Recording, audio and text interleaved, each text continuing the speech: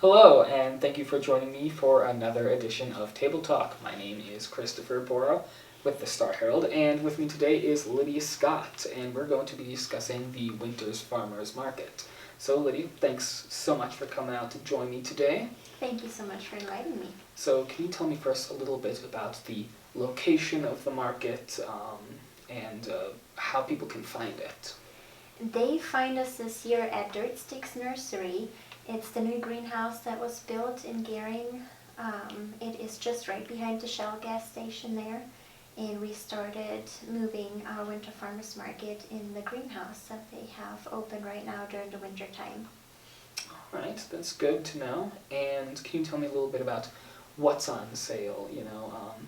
All the different produce, all the different vegetables and jams and stuff like that. That's the tricky part. It actually changes almost every Saturday when we have our market. We have vendors like the mixing bowl that returned. They come every first and third Saturday. We have vendors that come every Saturday that provide beef, local honey, baked goods, microgreens. We also have some sourdough bread. And my favorite. Yes, and then arts and crafts are available as well. Really? Yes. So it's not exclusively food as well? No, it's not just food. You can also go Christmas shopping for your family and find nice little presents there at the market. Awesome. That's definitely good to know. Is that why you say that customers sort of seek out the market experience? I would think so. I love shopping local and just supporting our local businesses, and that is a very good way for people to come and shop local. Right, you want local people to be able to provide their wares, to other local people. That's definitely a big part of it. Yes. Right. And can you tell me a little bit about some of the popular vendors that you guys have, some of the different items that they're selling? I think all of our vendors are pretty popular. We have Bear Creek Creations. She does some spices and rubs, but she also has some really good baked goods. We have Steve Suttles. He does woodworking, but his wife does some amazing cookies, and they also sell some coffee. Then we have Ernie's Honey. That is probably very popular from people. Kiowa Red Angus. They have some beef. We have jams and jellies, of course. I think everybody loves jams and jellies. Let me think, what else do we have? We got quite a few new additions this season too that I'm still learning about. But sourdough, Carolyn, she does our sourdough breads.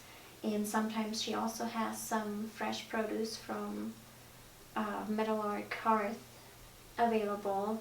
Gooba Greens, they have the microgreens, and I believe they have their popular soup kits. They're really, really nice. You just add a little bit of water, and Viola, you have your little snack meal, whatever you want to call it. And you're talking about vendors coming on Saturdays, so it is just Saturdays, right? Yes, only Saturdays, 11 till 2. 11 to 2. And how long is the season going for? Well, that kind of depends on the flowers that Dirt Sticks is going to bring in or start planting, but I hope we can go until the end of March.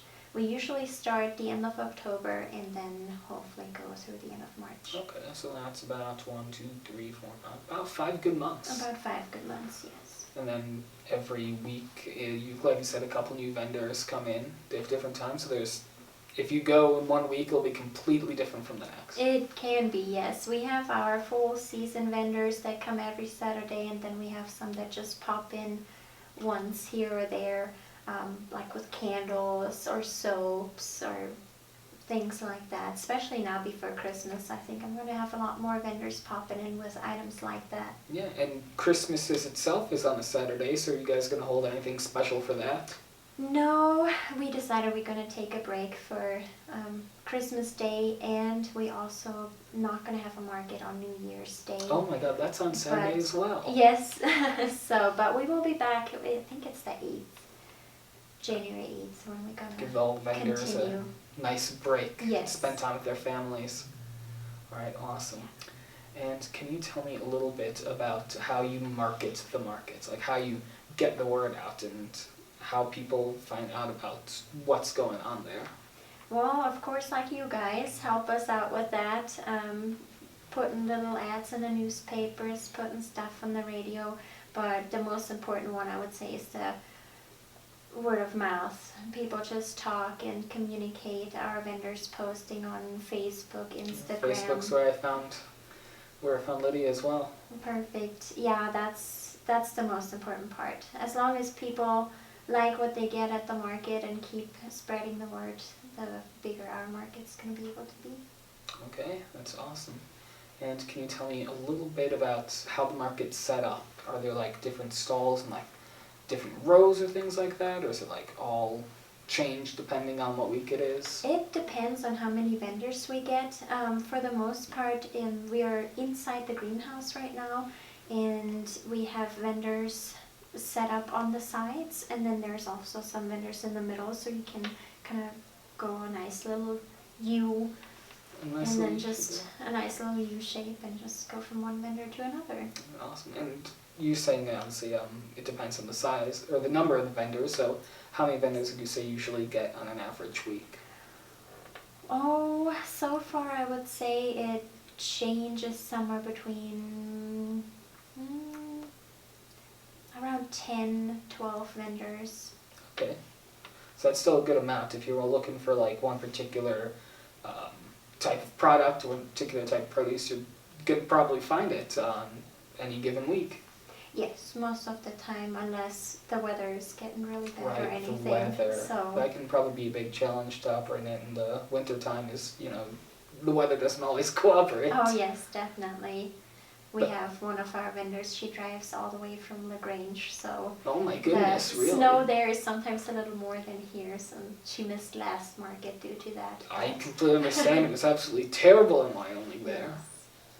All right. And you guys, the greenhouse has a roof though, right? Yes, and it is Thank heated. goodness. It Thank is goodness. heated. So there is no exposure besides going from the car to the greenhouse. But it's also, Megan at Dirt Sticks, she's been really great. She's been heating the place for us, keeping it warm, keeping it nice, where we don't have to freeze or anything, so. That's perfect. Don't want that to happen at all. No. And can you tell me a little bit about, why you think that having the market in the wintertime is a continuation of the summer one, why you think it's like an important part of the community? Well, I think a lot of the vendors that we have at the market, it is their income.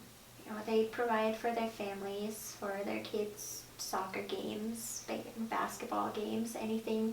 So I think that's why it's important to continue a market even in the wintertime, where vendors like that have the chance to still have that income even when there's no summer market going.